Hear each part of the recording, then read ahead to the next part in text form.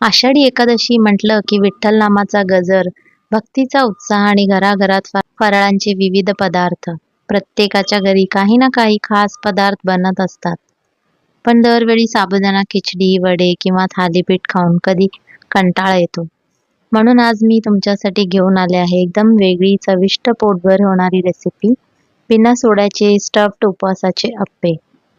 चला तर मग सुरुवात करूया. सर्वात आधी एका पॅनमध्ये 1 वाटी वरीचे तांदूळ आणि अर्धा वाटी साबुदाणा घेऊया. आता हे मंद आचेवर 5 ते 10 मिनिटं भाजून घ्यायचे. भाजल्यावर याचा कच्चेपणा निघून जातो आणि अप्प्यांना खूप छान चव येते. आता हे पूर्ण थंड होऊ द्या. थंड झाल्यावर मिक्सरच्या जारमध्ये घालून याची जाडसर पावडर करून घ्यायची. अगदी बारीक पीठ करायचं नाही. थोडंसं रवाळ राहील तर अप्प्यांना छान टेक्स्चर येईल. आता हे मिश्रण एका भांड्यात काढूया. यामध्ये अर्धा वाटी दही, अर्धा टीस्पून सैंधव मीठ आणि 1 वाटी पाणी घालून चमच्याने आधी मिक्स करा. यानंतर अजून अर्धा वाटी पाणी घालून हाताने 5 ते 10 मिनिटे छान फेटा. बऱ्याच जणांना प्रश्न असतो की सोडा न घालता अप्पे मऊ कसे होतील. त्यासाठी हा एक छोटा उपाय खूप उपयोगी पडतो. हाताने नीट फेटल्यामुळे पिठात हवा तयार होते. त्यामुळे सोडा न घालताही अप्पे हलके, मऊ आणि स्पॉन्जी होतात. म्हणून ही स्टेप अजिबात स्किप करू नका.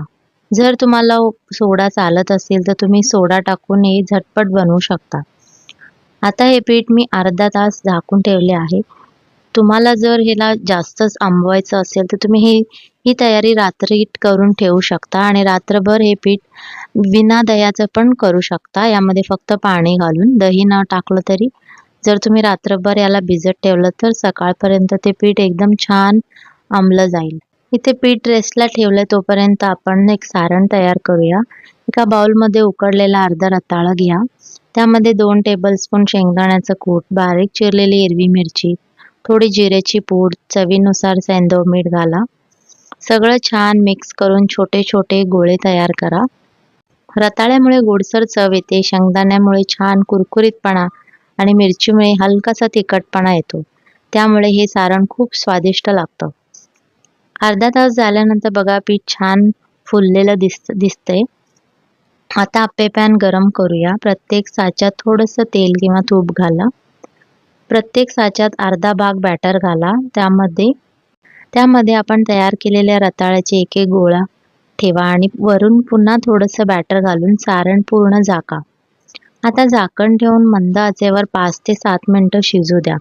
मंद आचेवर शिजवल्यामुळे अप्पे आतून व्यवस्थित शिजतात. आता हलक्या हाताने पलटून घ्या. हे अप्पे इतके सुंदर दिसतात की बघून कोणीही ओळखणार नाही की हे उपवासाचे आहेत. बाहेरून छान सोनेरी रंग, आतून मऊ आणि मध्ये रताळ्यांचं स्वादिष्ट सारण. लहान मुलांपासून मोठ्यांपर्यंत सगळ्यांनाच हे नक्की आवडतील.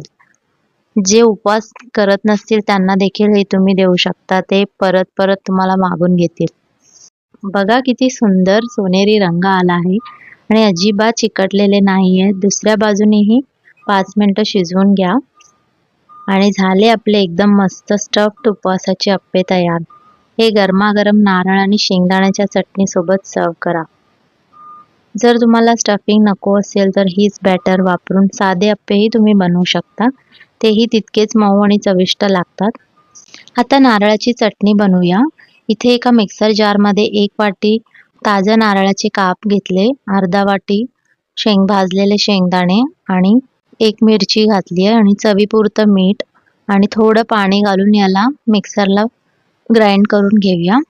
तुम्ही इथे तिखट जास्त हवं असेल तर जास्त मिरची टाकलात तरीही चालेल आणि लिंबू जर तुम्हाला चालत असेल तर यावर लिंबू पिळलात तरी खूप छान या चटणीची टेस्ट येते.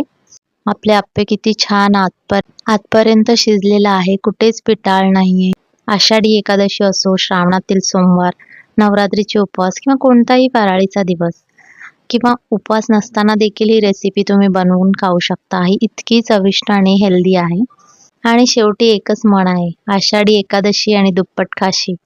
विठ्ठल रखुमाईंच्या कृपेने तुमच्या घरात आनंद, समाधान आणि भरभराट नांदो. रेसिपी आवडली असेल तर व्हिडिओला लाईक करा. तुमच्या मित्रमैत्रिणींना आणि कुटुंबियांना शेअर करा. माझ्या चॅनलला सबस्क्राईब करायला विसरू नका.